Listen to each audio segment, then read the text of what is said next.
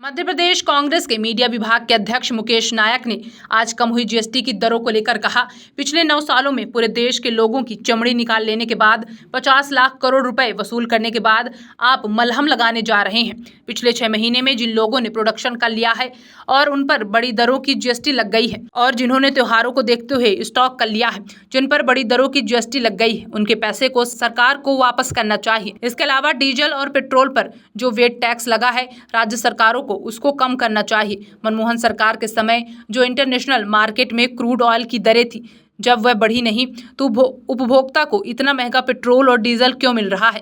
Diesel और petrol के दाम बढ़ाने से एग्रीकल्चर उत्पादन लागत बढ़ रही है और ट्रांसपोर्टेशन कास्ट बढ़ गई है। प्रत्येक दिशा में महंगाई पर इसका असर हुआ है। इसलिए डीजल और पेट्रोल पर जो आप वेट टैक्स ले रहे हैं, आप उसे कम करिए। पिछले 9 सालों में पूरे देश के लोगों की चमड़ी निकाल लेने के बाद 50 लाख करोड़ रुपए वसूल करने के बाद अब आप मलहम लगाने के लिए जा रहे हैं।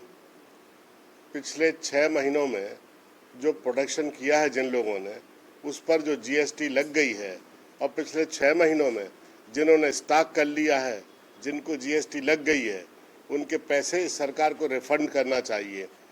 दूसरी बात, डीजल और पेट्रोल पर जो वेट लगा है और जो टैक्स लगा है राज्य सरकारों के द्वारा, इसको कम करना चाहिए।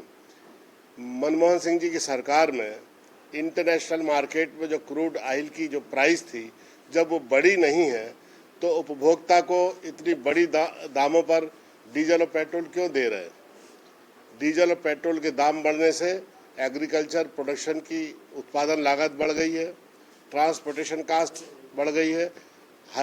प्रत्येक दिशा में महंगाई पर इसका असर हुआ है।